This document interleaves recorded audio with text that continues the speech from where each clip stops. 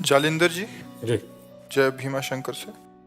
महाराज जी, मैं श्री क्षेत्र भीमा शंकर संस्थान में पुजारी हूँ। महाराज जी, हम जब पूजा अर्चना सेवा करते हैं तब कुछ महिला भक्त मंदिर में बहुत कम वस्त्र परिधान करके आते हैं। उससे अंग प्रदर्शित होते हैं, अन्य भक्तों को ना चाहते हुए भी देखना पड़ता है। हम जब उनसे कहते हैं तो कहते हैं कि हमारी मर्जी, तुम्हें क्या अधिकार, और लड़ने लग जाती है। महाराज जी, कृपया मार्गदर्शन करें कि ऐसे मंदिर आदि में या कोई मंदिर या कहीं भी देखो, आज जो है मन और इंद्री की गुलामी को स्वतंत्रता माना गया है।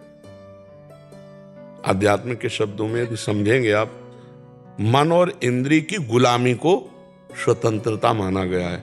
शास्त्र और गुरुजनों की आज्ञा को परतंत्रता माना गया है। इसीलिए प्रभाव नहीं पड़ सकता, क्योंकि भवानी शंकरो वंदे श्रद्धा विश्वास रूपिणो याभ्याम बिना न पश्यन्ति सिद्धा स्वांता स्तमीश्वरम। श्रद्धावान लभते ज्ञानम। जब श्रद्धा ही नहीं है संत और शास्त्र के वचनों में, तो मन मानी आचरण स्वाभाविक है। अब हमको अपने को बचाना है। यदि मेरी बहन हो तो क्या अपने बहन के अंगों को देखकर मुझे काम आएगा क्या? मेरी बहन बीमार हो, मेरे ही समान और कोई सेवा करने वाला ना हो, यदि मैं उसे शौचाऊं, यदि उसको वस्त्र पहनाऊं, तो क्या काम आ जाएगा क्या?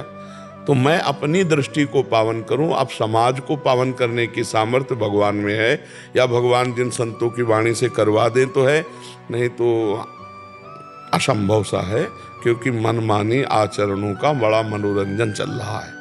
शास्त्र आज्ञा का पालन करना कहीं रह नहीं गया है। अब हम बार बार उसी प्रसंग को फिर सामने लाते हैं। एक बच्चा कई बच्चियों से बॉयफ्रेंड गर्लफ्रेंड का संबंध रखते हैं, बच्चियां, और ब्रेकअप करते हैं। फिर अगले, फिर इसे क्या कहते हैं हमारी शास्त्रीय भाषा में? व्यभिचार। और व्यभिचारी पुरुष और व्यभिचारी स्त्री को किस भाव से देखा जाता है शास्त्र की दृष्टि में?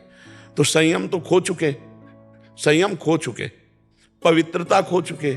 अब ये लज्जाहीन, मर्यादाहीन बुद्धि, ये क्या ऐसा वो सदुपयोग अपने शरीर का या अपने जीवन का कर पाएगी? बस वो तो अब उनके विषय में बोलने का मतलब है अपने को गाली खवाना, अपने को गाली खवाना। तो हमें लगता है हमें अपनी दृष्टि ठीक कर लेनी चाहिए, और तेरे भावे जो करे भलो बुरो संसार, नारायण तू बैठ के अपनो भवन उभार। हाँ, तो हमारा शास्त्र और हमारे गुरु जी यही उपदेश करते हैं कि अपने आप को बचा लो। बस यही खास बात है। दूसरे को बचाने चलोगे तो आप भी घसीट जाओगे। मान लो आप हर बच्ची को ऐसे ही करो तो आपके ऊपर फिर रिपोर्ट हो जाएगी कि ये गलत दृष्टि वाला है। इसलिए जिस रूप में आओ प्रभु आप ही हो। हाँ, कोई आपसे पूछे तो उपदेश दे दो, लेकिन समझने वाला कोई है नहीं, समझने वाला कोई है नहीं। हमको अपने आप को समझाना होगा। आज का समाज, ये सब नौजवान भाई समझ रहे हैं ना, हम इनके चरणों में प्रणाम करते हैं कि भैया आप हमारे ऊपर कृपा करके सुनने आए हो और थोड़ा आचरण बदल रहे हो। मतलब बहुत बड़ा एहसान हम आपका मान रहे कि आप अपने आचरण सुधार रहे, आप साधु संग कर रहे, आप साधु के वचन सुन रहे। नहीं, कलिकाल है भाई, बहुत विचित्र कलिकाल है। ये तो पता नहीं कौन सी लहर चली है कि संतों के प्रति श्रद्धा हो गई। तो इसलिए अपने को सुधारा जाए, समाज को सुधारने की